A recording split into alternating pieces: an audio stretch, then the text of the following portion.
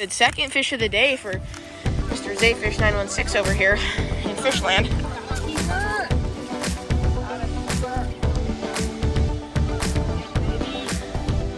Yeah, bud.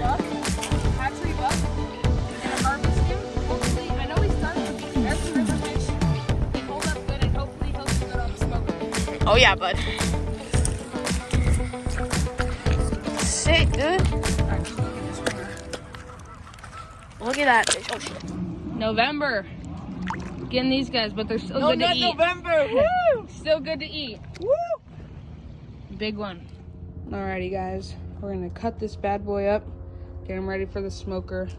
Came in at almost 10 pounds, about 31 inches. Look at those teeth, man. Big old buck, but he's still got some good color in him, so we'll see what happens. This is a little bit of an experiment, but we'll see. Stay tuned.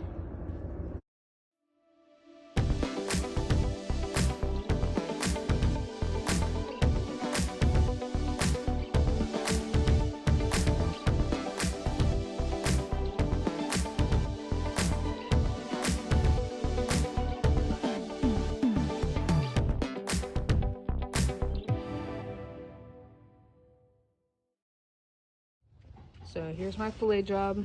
Not great. I'm not gonna sit here and say that I'm good at filleting fish. I also was using a pretty dull knife, but first one came out good. The meat doesn't look terrible, so we're gonna throw it on the smoker, see what happens.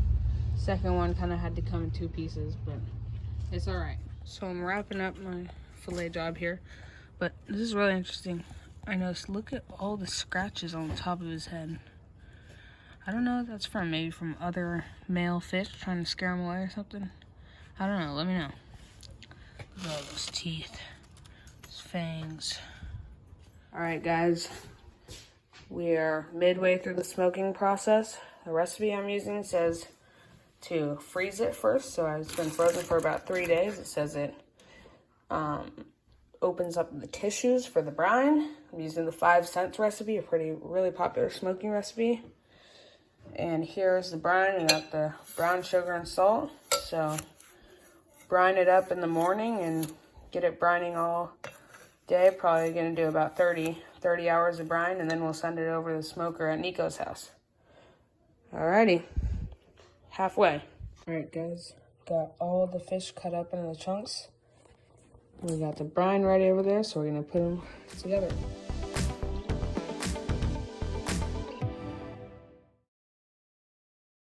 Alright guys, got the fish all laid out in the pan here. We're gonna put the rest of the dry brine on top of it. Alright, all brined up. We're gonna pop the lid on and put it in the fridge for a little over 24 hours, and then we'll get ready to smoke. Alright folks, this is after 26 hours of brine. I flipped it halfway through. So let's pull up this fish here and see what the color's looking like. That's how you got.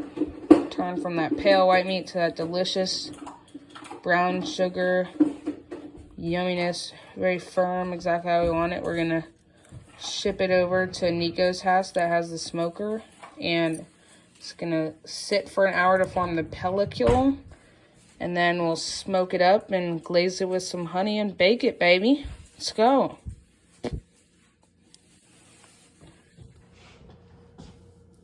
Alright guys, here it is, finally the end of the smoked salmon process. It has been over a week now because I've just been having a lot of things going on, law school, and I haven't gotten to it, but I got it back from Nico, and here to show you the result. Alright, so I'm gonna turn the camera here, and there it is. Beautiful.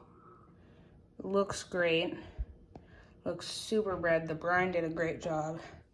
And I've tasted it, and it tastes just as good as it looks. I wish you guys could smell it because it smells incredible. Here's a piece. You can still see some of that white, more zombie salmon meat on the inside, but break it open. Delicious consistency. This falls right off the bone. See, there's some pin bones, but it's all good. And it's really, really tasty.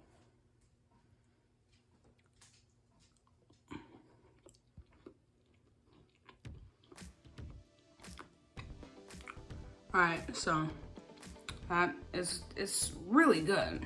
And the point of this video was just kind of an experiment to see whether zombie salmon tastes good. And it does, as long as you have a fish that doesn't have any rotting on it, and as long as you have a smoking recipe that you like and that you're confident in, it turns out very well, as you can see. And I'm filming this and the dog is right here. He wants some, don't you, Canelo? Get up, you want some? Yeah, he does. But that's gonna end off the video, you guys. Smoked salmon is a success. It went from this, and now it's this. So,